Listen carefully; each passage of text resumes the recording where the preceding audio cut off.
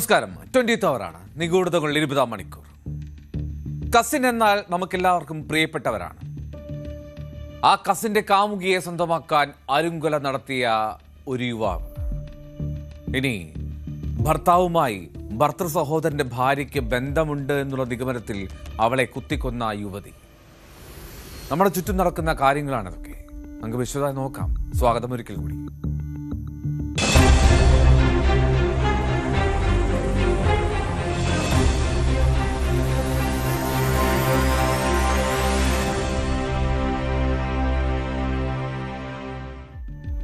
ഭർത്താവുമായി ഭർത്തൃ സഹോദരന്റെ ഭാര്യയ്ക്ക് ബന്ധം. യുവതിയെ കുത്തിക്കൊന്നു. അതേ വീട്ടിലുള്ള പ്രതിയിലേക്ക് കാര്യങ്ങൾ അന്വേഷണങ്ങൾ എത്തിയത് ദിവസങ്ങൾക്ക് ശേഷം.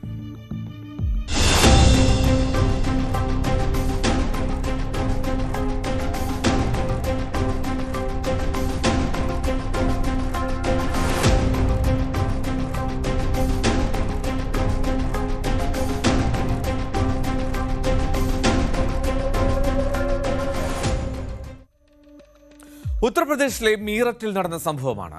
ജൂലൈ 12-ാം തീയതിയാണ് നിഡ എന്ന യുവതി അവളുടെ ഭർത്തൃ വീട്ടിൽ കൊല്ലപ്പെട്ട നിലയിൽ കണ്ടെത്തുന്നത്.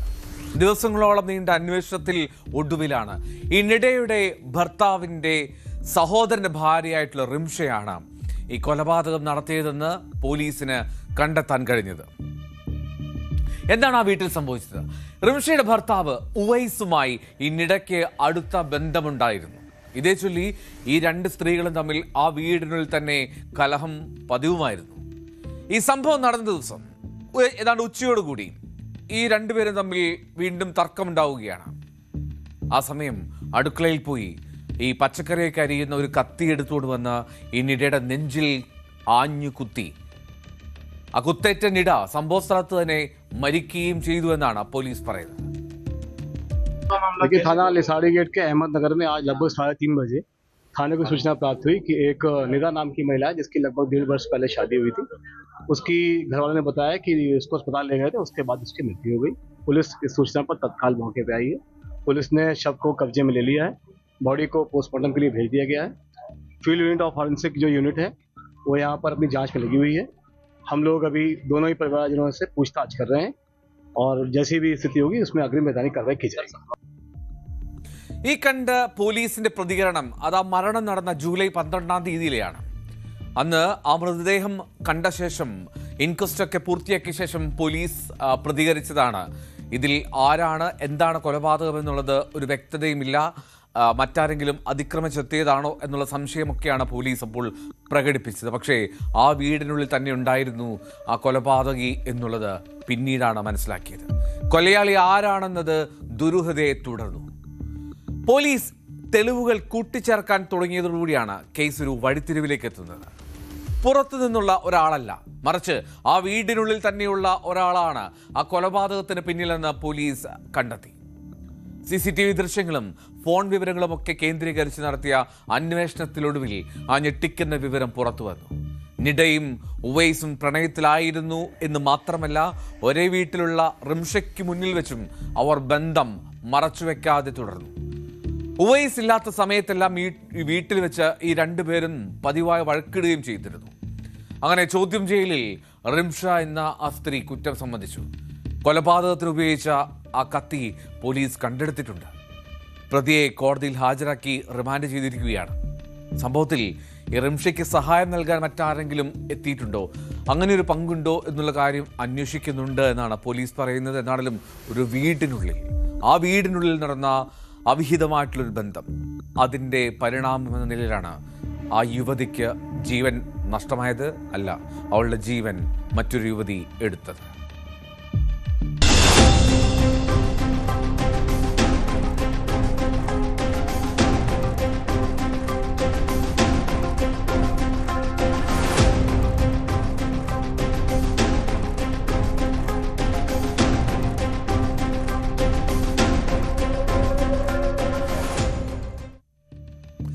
കസിൻ സഹോദരന്റെ കാമുകിയെ സ്വന്തമാക്കാൻ മോഹം.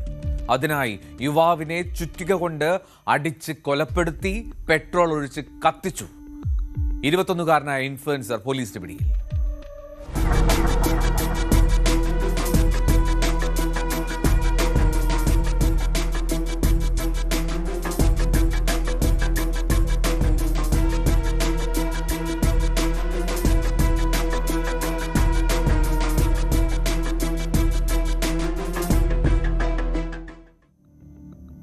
ഉത്തർപ്രദേശിലെ പ്രയാഗ്രാജിൽ കണ്ടന്റ് ക്രിയേറ്റർ ശിവം റായ് 21 വയസ്സാണ് അയാളുടെ പ്രായം.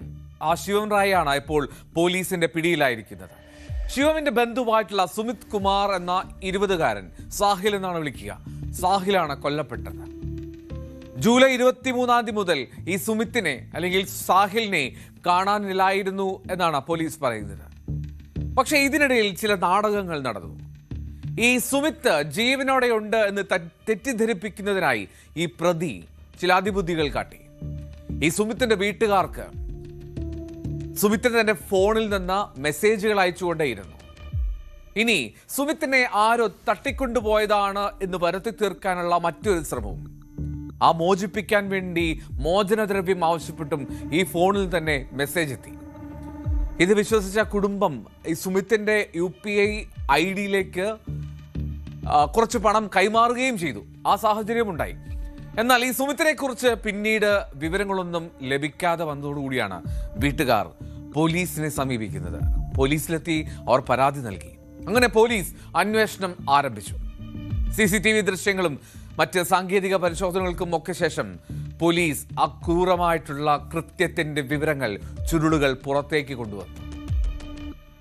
ഒരു യുവാവിന്റെ ഭാഗികമായി കത്തിക്കരിഞ്ഞ മൃതദേഹം കണ്ടെടുത്തതോടുകൂടിയാണ് ഈ കേസിൽ വഴിത്തിരിവുണ്ടാകുന്നത്.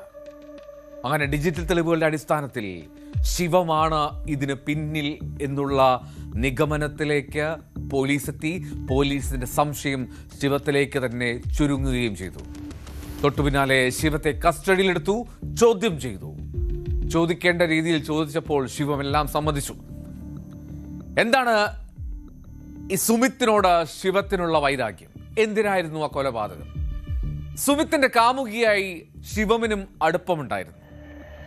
ഒരു കസിൻ എന്ന നിലയിലാണ് പരിചയപ്പെടുത്തിയത് സുമിത്ത് ശിവമിനെ. പക്ഷെ പിന്നീട് യുവതിയുടെ മൊബൈൽ ഫോൺ ഇടയ്ക്കിടെ റീചാർജ് ഒക്കെ ചെയ്തു കൊടുത്ത് അങ്ങനെ അവർ പരിചയം പുതുക്കിക്കൊണ്ടേയിരുന്നു. ആ പരിചയം പുതുക്കൽ കൂടുതൽ സൗഹൃദത്തിലായി. ആ സൗഹൃദത്തിന് വീണ്ടും ആഴമേറി. ഇങ്ങനെയാണ് ശിവം പോലീസിനോട് വെളിപ്പെടുത്തിയത്. ഇത് ചില കാര്യങ്ങൾ സുമിത്ത് അറിയുകയും ചെയ്തു. അങ്ങനെ ഇരുവർക്കുമിടയിൽ തർക്കമുണ്ടായി, വഴക്കുണ്ടായി. ഇതിന് പിന്നാലെയാണ് സുമിത്തിനെ ഏത് വിധേനയും ഒഴിവാക്കി അവന്റെ കാമുകിയെ സ്വന്തമാക്കണമെന്ന ചിന്തയിലേക്ക് ശിവം മാറിയത്. അങ്ങനെയാണ് സുമിത്ത് എന്ന സ്വന്തം കസിനെ, സ്വന്തം ബന്ധു സഹോദരനെ ഇല്ലാതാക്കാൻ അയാൾ പദ്ധതിയിട്ടത് എന്ന് പോലീസിനോട് സമ്മതിച്ചു ശിവം. അതിനുവേണ്ടി ഒരാളൊഴിഞ്ഞ സ്ഥലത്തേക്ക് ഈ ശിവമിനെ ഇയാൾ കൂട്ടിക്കൊണ്ടുപോവുകയാണ്. എന്നിട്ട് കയ്യിൽ കരുതിയിരുന്ന ഒരു ചുറ്റിക, ആ ചുറ്റിക കൊണ്ട് തലക്കടിച്ചു മരണമുറപ്പാക്കി. മൃതദേഹം അത് തിരിച്ചറിയാൻ കഴിയാത്ത വിധം മാറാൻ വേണ്ടി പെട്രോൾ ഒഴിച്ചു മുഖത്തുൾപ്പെടെ. എന്നിട്ട് തീ കൊളുത്തിയെന്നാണ് പോലീസിനോട് ശിവം നൽകിയിരിക്കുന്ന മൊഴി. ये मृतक के बुआ का, सगी बुआ का लड़का था और दोनों हम उम्र थे और दोनों दोस्त थे और ये आपस में एक दूसरे से मिलते जुलते थे, एक दूसरे की अपने चीज़ें शेयर करते थे. तो जो सुमित था उसकी एक गर्लफ्रेंड थी जिसके जिक्र ये अक्सर अपने बुआ के लड़के शिवम से किया करता था और उसकी धीरे धीरे दोनों की शिवम और उसकी गर्लफ्रेंड की भी बातचीत होने लगी और कई बार उसने उसके मोबाइल भी रिचार्ज किया था. इस चीज़ को जो सुमित को ये चीज़ जब जानकारी हुई तो उनके बीच में इस संबंध में लड़ाई झगड़ा हुआ और शिवम यह समझने लगा कि जब तक ये जीवित है तब तक उस लड़की से इसकी बातचीत नहीं हो पाएगी. तो उसको उसने रास्ते से हटाने के लिए सुनियोजित प्लान करते हुए लड़के को जो अपने मामा के लड़के सुमित को बुलाया 23 तारीख को और फाफामाऊ बेला कछार में ले जाकर उसकी वहाँ पे हत्या की. हत्या कर हथौड़े से चोट पहुंचाकर उसके बाद जो अपने साथ लाए हुए पेट्रोल से उसको छिड़क के वहाँ पे उसने बॉडी को आग लगा दी. ഈ പെൺകുട്ടി ശിവത്തോട് തെറ്റി ഇതിനിടയിൽ. അതായത് ഈ പെൺകുട്ടിയും ശിവവും തമ്മിലുള്ള ബന്ധവും അത്ര രസകരമായി മുന്നോട്ട് പോയില്ല. പ്രത്യേകിച്ചും ഈ സുമിത്ത് ഇടപെട്ട് അതിൽ തർക്കമായതോടുകൂടി ആ പെൺകുട്ടി അവനെ മൊബൈൽ ഫോണിൽ സംസാരിക്കുന്നതിനിടെ ബ്ലോക്ക് ചെയ്യുകയും ചെയ്തു. അങ്ങനെ അവൻ്റെ വൈരാഗ്യം കൂടുകയാണ്. ഈ കൊലപാതകത്തിന് ശേഷം സുമിത്തിന്റെ ഫോണും സിം കാർഡും ഉപയോഗിച്ചാണ് ഈ കുടുംബാംഗങ്ങൾക്ക് ഇയാൾ ഇൻസ്റ്റാഗ്രാം സന്ദേശങ്ങൾ അയച്ചത്. അങ്ങനെ പോലീസ് അക്കാര്യം വ്യക്തമാക്കുന്നു. എന്തായിരുന്നു അയാളുടെ ലക്ഷ്യം? അതായത് തട്ടിക്കൊണ്ടുപോയതാണ് ആരോ, ജീവനോടെ ഉണ്ട് എന്ന് വരുത്തി തീർക്കാൻ വേണ്ടി ബോധപൂർവം ഇൻസ്റ്റാഗ്രാമിലൂടെ വീട്ടുകാർക്ക് മെസ്സേജ് അയക്കുകയായിരുന്നു ഈ ശിവം. जब उसको मार दिया तो उसी के फ़ोन और उसी के सिम का इस्तेमाल करते हुए उसके द्वारा फिरौती मांगी गई 15,000 रुपये की, ताकि उसके घर वाले गुमराह हो सकें कि उसका अपहरण हो गया है और वो उसके द्वारा जो कृत्य किया गया है उससे वो किसी का शक न जाए। तो जो सर्विलांस टीम द्वारा और साइबर टीम द्वारा इस पूरा जो इसका कम्युनिकेशन है उसको ट्रेस करते हुए इसका खुलासा किया गया। इसमें थाना और साइबर और सर्विलांस की टीम के द्वारा बहुत अच्छा कार्य किया गया है। ഈ കുടുംബത്തെ കബളിപ്പിക്കുന്നതിനായി UPID വഴി മോചനദ്രവ്യം ആവശ്യപ്പെട്ടു. നമ്മൾ നേരത്തെ സൂചിപ്പിച്ചു. എന്നാലും സുമിത് ജീവിച്ചിരിപ്പുണ്ട് എന്ന് വിശ്വസിച്ചു ആ കുടുംബം കുറച്ച് സമയമെങ്കിലും. അങ്ങനെ 2 ഗഡുക്കളായി 7,000 രൂപ അയച്ചു കൊടുക്കുകയും ചെയ്തു ആ ID-യിലേക്ക്. എന്നാലും കൂടുതൽ അന്വേഷണം നടന്നു വരികയാണെന്നാണ് അന്വേഷണ സംഘം പറയുന്നത്.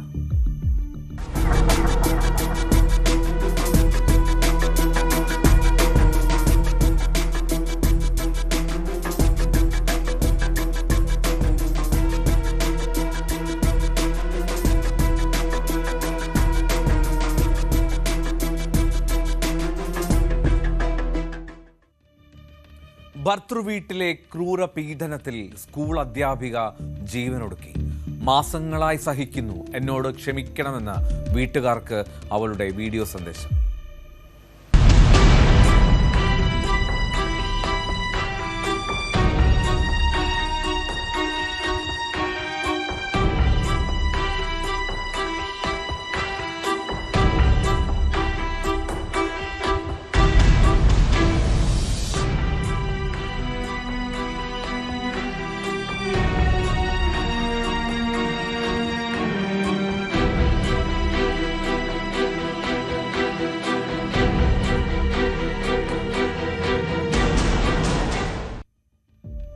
ഉത്തരാഖണ്ഡിന്റെ തലസ്ഥാനമായിട്ടുള്ള ഡെറാഡൂൺ.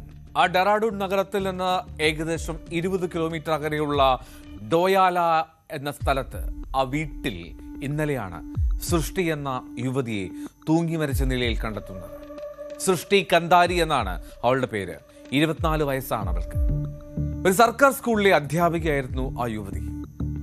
വിവാഹശേഷം മാസങ്ങളോളം അവളെ ശപിക്കപ്പെട്ടവളെന്ന് വിളിച്ചധിക്ഷേപിക്കുകയും മാത്രമല്ല സ്ത്രീധനത്തിന്റെ പേരിൽ ശാരീരിക ഉപദ്രവം, മാനസിക പീഡനം ഒക്കെ ഏൽപ്പിക്കുകയും ചെയ്തിരുന്നു ആ വരന്റെ വീട്ടുകാർ. ഈ മരണത്തിന് തൊട്ടു മുമ്പ്, അതായത് ജീവൻ ഒടുക്കുന്നതിന് തൊട്ടു മുമ്പ് ആ യുവതി ചിത്രീകരിച്ച അവസാന വീഡിയോയിലെ ദൃശ്യങ്ങളാണ് ഈ കാണുന്നത്. അത് സമൂഹ മാധ്യമങ്ങളിൽ വ്യാപകമായി പ്രചരിക്കുന്നുമുണ്ട്. വീട്ടുകാരോടാണ് ആ സൃഷ്ടി കാന്താരി എന്ന 24 വയസ്സുകാരിയുടെ വീഡിയോ സന്ദേശം. അവൾ പറയുന്നത് ഇങ്ങനെയാണ്: മമ്മി എന്നോട് ക്ഷമിക്കണം, കാര്യങ്ങളെല്ലാം വല്ലാതെ മാറിപ്പോയി. കഴിഞ്ഞ 6 മാസമായി ഞാൻ എല്ലാം സഹിക്കുകയാണ്. ഇനിയും സഹിക്കാൻ എനിക്ക് കഴിയില്ല. ഈ വീട്ടുകാരുടെ മാനസികാവസ്ഥ ഒരിക്കലും മാറില്ല. എന്നെ ശപിക്കപ്പെട്ടവൾ എന്നാണ് ഇവർ വിളിക്കുന്നത്. വീഡിയോയിൽ പൊട്ടിക്കരഞ്ഞുകൊണ്ട് ആ പെൺകുട്ടി പറയുന്നു. കാണാം അവളുടെ അവസാന വാക്ക്.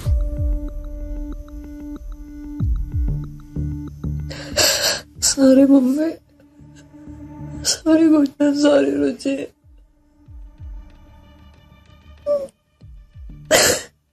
मैं ऐसे जा रही हूँ.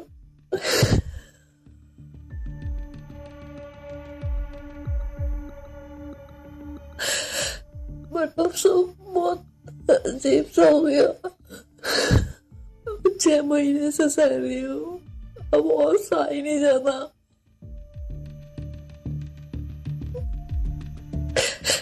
इन लोगों की सोच कभी चेंज ही नहीं हो सकती.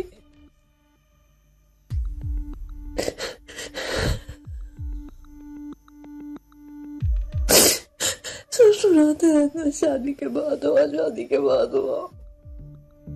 मनोज मनोज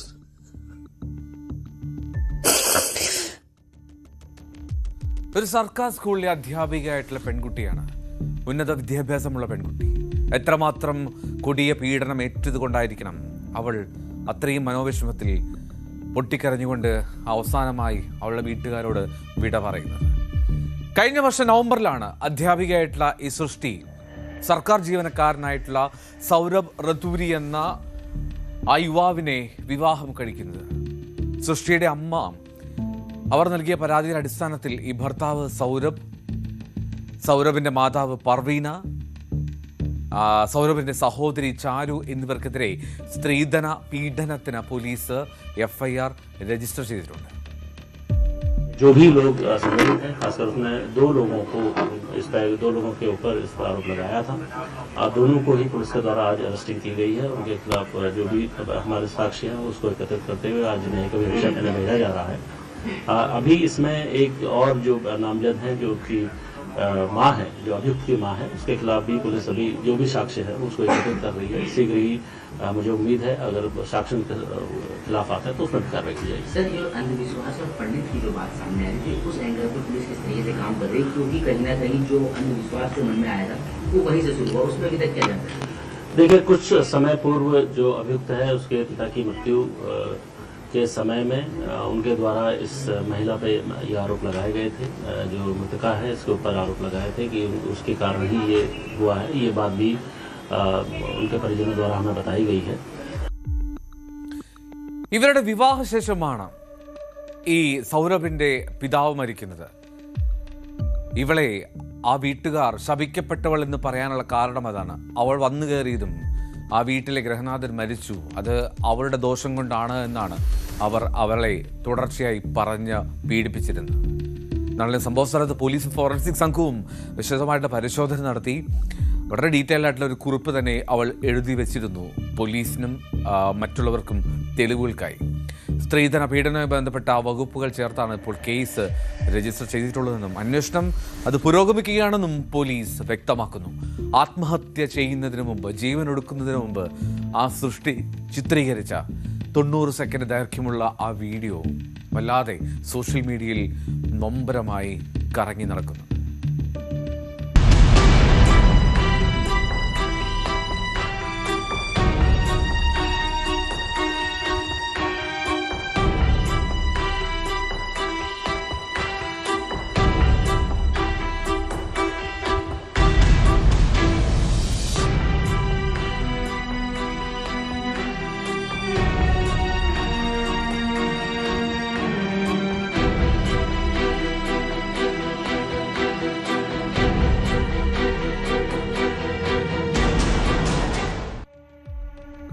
രണ്ടര വയസ്സുള്ള മകനെ വാട്ടർ ടാങ്കിൽ മുക്കിക്കൊന്നത് പെറ്റമ്മ.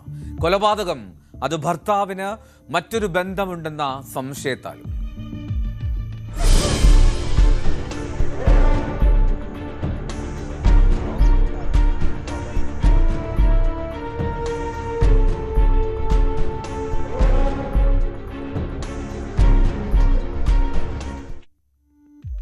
ഹരിയാനയിലെ സോനിപത് ജില്ലയിലുള്ള മുണ്ടലാന ഗ്രാമത്തിൽ ജൂലൈ 29-ാം തീയതി, അതായത് 3 ദിവസം മുമ്പ് നടന്ന സംഭവമാണ്. പാനിപ്പത്ത് സ്വദേശിയായിട്ടുള്ള പ്രിയ, അവളുടെ 2 വയസ്സുള്ള മകൻ ചിരാൻഷ്, ആ ചിരാൻഷിനെയാണ് അപ്രിയ കൊന്നുകളഞ്ഞത്. മരിച്ച കുട്ടിയുടെ പിതാവ് ഹരിയോം എന്നാണ് അയാളുടെ പേര്. അയാളാണ് ആദ്യം ഇത്തരത്തിലൊരു സംശയം ഉന്നയിക്കുന്നത്. പോലീസ് ആദ്യം ഇതൊരു അപകട മരണമായി കണക്കാക്കി അസ്വാഭാവിക മരണത്തിന് നടപടിക്രമവുമായി നീങ്ങുകയായിരുന്നു. അങ്ങനെ ഈ അപകട മരണമാണെന്ന് കരുതി നടപടിയുമായി മുന്നോട്ട് പോകുമ്പോഴാണ് ഭാര്യയെ കൊന്നതാകാമെന്നുള്ള ഒരു സംശയം ഹരിയോം തന്നെ പോലീസിന് മുന്നിലെത്തി പ്രകടമാകുന്നത്. അങ്ങനെ പോലീസ് അന്വേഷണം അത്തരത്തിൽ നീക്കി. ഈ ഭർത്താവ് ഹരിയോമിന് മറ്റൊരു സ്ത്രീയോട് അടുപ്പമുണ്ട്, അവരുമായി ബന്ധമുണ്ട് എന്നുള്ള സംശയത്തിലായിരുന്നു പ്രിയ. അതേ ചൊല്ലി ഈ ദമ്പതികൾക്കിടയിൽ നിരന്തരം തർക്കങ്ങൾ ഉണ്ടാകാറുണ്ട്. ആ തർക്കത്തിലെ വൈരാഗ്യം, ദേഷ്യം ഒക്കെയാണ് സ്വന്തം കുഞ്ഞിനെ തന്നെ ഇല്ലാതാക്കാനുള്ള ഒരു കൊടും ക്രൂരതയിലേക്ക് അവളെ എത്തിച്ചത്. വിവാഹം കഴിഞ്ഞിട്ട് ഏതാണ്ട് 5 വർഷത്തോളമായി. ആ മരിച്ച പയ്യൻ, അവന് 2.5 വയസ്സാണ്. മറ്റൊരു സ്ത്രീയുമായി തനിക്ക് അവിഹിത ബന്ധമുണ്ടെന്ന് പ്രിയ സംശയിച്ചിരുന്നു എന്നാണ് പോലീസിനോട് പരാതിക്കാരനായി വന്ന ഭർത്താവ് ഹരിയോം പറഞ്ഞത്. പലതവണ പറഞ്ഞു മനസ്സിലാക്കാൻ ശ്രമിച്ചു, പക്ഷേ ഒരിക്കൽ പോലും അവൾ ചെവി നൽകിയില്ല, കേൾക്കാൻ തയ്യാറായില്ല എന്നാണ് അദ്ദേഹത്തിൻ്റെ വാക്കുകൾ. പ്രിയ എന്ന ആ സ്ത്രീ തന്നോടും കുട്ടികളോടും വിരോധം പുലർത്തിയിരുന്നുവെന്നും ഹരിയോം പോലീസിനെ അറിയിച്ചു. അങ്ങനെ പോലീസ് ആ സംശയത്തിലാണ് പ്രിയയെ കൂടുതൽ വിവരങ്ങൾ ചോദിച്ചറിയാൻ വേണ്ടി വിളിപ്പിക്കുന്നത്. ഈ കുട്ടി അബദ്ധത്തിൽ വീടിനുള്ളിലെ ആ വാട്ടർ ടാങ്കിൽ വീണതാണ് എന്നാണ് വീട്ടുകാരും ആദ്യം കരുതുന്നത്. അങ്ങനെ അസ്വാഭാവിക മരണത്തിനാണ് പോലീസും ആദ്യം കേസെടുക്കുന്നത്. ഈ അപകടമാണ് എന്ന് വരുത്തി തീർക്കാൻ ചില ശ്രമങ്ങൾ ആ സ്ത്രീ, ആ കുട്ടിയുടെ അമ്മയായിട്ടുള്ള പ്രതി നടത്തുകയും ചെയ്തു. പാല് കുടിച്ചുകൊണ്ടിരിക്കുമ്പോൾ ഈ പ്രിയ ആ കുട്ടിയുടെ തല വാട്ടർ ടാങ്കിൽ മുക്കിപ്പിടിച്ച് ശ്വാസം മുട്ടിച്ച് കൊലപ്പെടുത്തുകയായിരുന്നു എന്നാണ് പോലീസ് കണ്ടെത്തിയത്. അപകടമരണമാണെന്ന് വരുത്തി തീർക്കാൻ വേണ്ടി ഈ ടാങ്കിന് സമീപം ആ കുട്ടി കയറിപ്പോയി എന്ന്, അല്ലെങ്കിൽ ടാങ്കിനുള്ളിലേക്ക് അവൻ കയറാൻ ശ്രമിച്ചു എന്ന് വരുത്തി തീർക്കാൻ ഒരു കസേരയും അവൾ അവിടെ കരുതി വെച്ചിരുന്നു ടാങ്കിനോട് ചേർത്ത്. दिनांक 29 जुलाई को सूचना प्राप्त हुई कि थाना सदर गोवाना क्षेत्र में एक 2 वर्षीय बच्चे की पानी में डूबने के कारण मृत्यु हो गई। मृतक के पिता की शिकायत पर बच्चे के मां के खिलाफ मामला दर्ज कर आरोपी महिला को गिरफ्तार किया। मामले में तफ्तीश जारी है। ഈ ഭർത്താവിന്റെ പരാതിയെ തുടർന്ന് ഗോഹാന സദർ പോലീസ് ഭാരതീയ ന്യായ സംഹിതയിലെ സെക്ഷൻ 1031 പ്രകാരം കൊലക്കുറ്റത്തിന് കേസെടുത്തിട്ടുണ്ട്. ഫോറൻസിക് തെളിവുകൾ ശേഖരിക്കുകയും ചെയ്തിട്ടുണ്ട്. ഒരു വാട്ടർ ബോട്ടിലിന്റെ നിപ്പിൾ, ഒരു തുണിക്കഷ്ണം, ഒരു കുറിപ്പ്, എങ്ങനെയൊക്കെയാണ് ആ സ്ഥലത്തു നിന്നും കണ്ടെത്തിയത്. എന്നാലും ഫോറൻസിക് സയൻസ് ലബോറട്ടറിയിൽ അതിന്റെ പരിശോധന നടക്കുകയാണ്. ഭർത്താവിനോടുള്ള സംശയം പലപ്പോഴും രോഗമാകുന്നതും അതിൻ്റെ തീവ്രത എത്രത്തോളം ഗുരുതരമാകുമെന്നുള്ളതിൻ്റെ വിവരമാണ്, അല്ലെങ്കിൽ ഒരു ഉദാഹരണമാണ് ഇപ്പോൾ നമ്മൾ കണ്ടത്. 2.5 വയസ്സുകാരനെയാണ് സ്വന്തം അമ്മ ടാങ്കിൽ മുക്കിക്കൊന്നത്.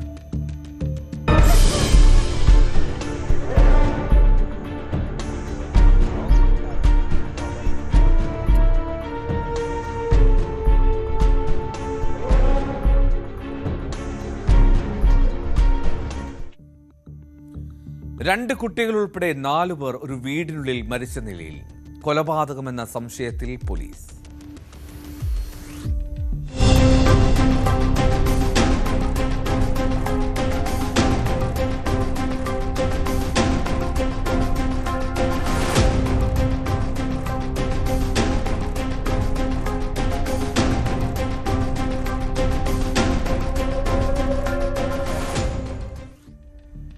ഉത്തർപ്രദേശിലെ ബൽറാംപൂർ ജില്ലയിലെ ഗോസായ് പൂർവ എന്ന ഗ്രാമം.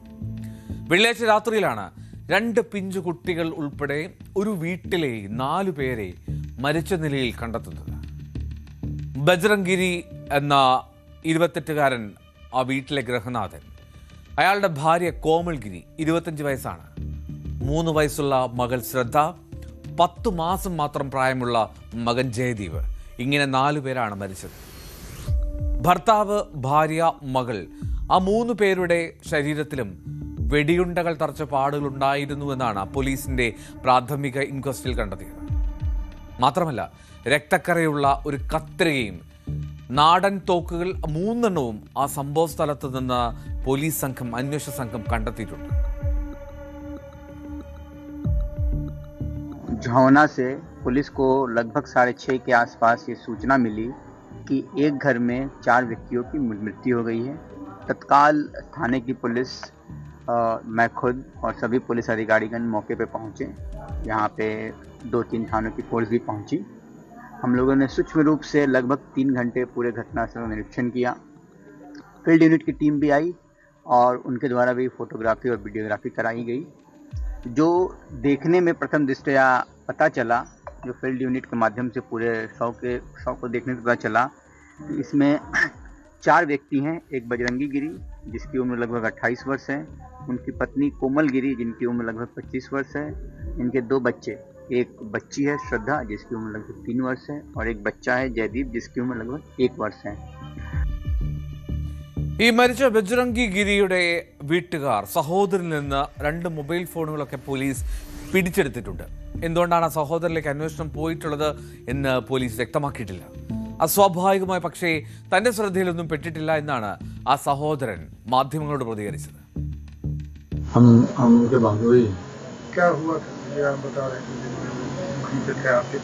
हमारे पास गए थे, वहीं बैठे थे तुम लोग, तीनों भाई बैठे थे। फिर उसके बाद में एक लोग चले आए और 2 लोग वहीं रह गए। तो एक छोटा वाले गए तो अपने घर पर, उनका दूसरा भी घर बना हुआ है जल्दी में, तो नए घर पे वो चले गए थे। और बड़ा माजिल भाई कोंडरी चले गए, वहाँ से निकले जब घर पे नहीं आए और ये अकेले घर पे थे। तो उनको फोन हुआ तो वो कांड सुनने के बाद भाग के यहाँ पे आए हैं। हाँ, उन दोनों भाई थे नहीं यहाँ पे। हाँ, खाली बजरंगी ही रहे। हाँ, रहते तो बजरंगी ही खाली थे, यहाँ बाकी कोई नहीं रहता। वो लोग आते 10-5 दिन के लिए, फिर चले जाते मुंबई। ഫോറൻസിക് സംഘവും മുതിർന്ന പോലീസ് ഉദ്യോഗസ്ഥരുമൊക്കെ അവിടെ സ്ഥലത്തെത്തി പരിശോധന നടത്തി പരമാവധി തെളിവുകൾ ശേഖരിച്ചിട്ടുണ്ട്. ഈ കൊലപാതകം ഉൾപ്പെടെ എല്ലാം സാധ്യമായിട്ടുള്ള എല്ലാ കോണുകളിൽ നിന്നും കേസ് അന്വേഷിക്കുകയാണ് എന്നാണ് പോലീസ് പറയുന്നത്. എന്നാലും വിശദമായിട്ടുള്ള അന്വേഷണത്തിന് ശേഷം ആ മരണകാരണം വ്യക്തമാകൂ. ഒപ്പം പോസ്റ്റ്മോർട്ടം റിപ്പോർട്ട് അതായിരിക്കും നിർണായകം. ഏത് സാഹചര്യത്തിലുള്ള വെടിയേൽക്കലാണ്, എങ്ങനെയാണ് കത്രിക കൊണ്ടുള്ള മുറിവ്, ഇതിൻ്റെ ആഴം ഒക്കെ ഈ കേസ് അന്വേഷണത്തിൽ നിർണായകമായി മാറും.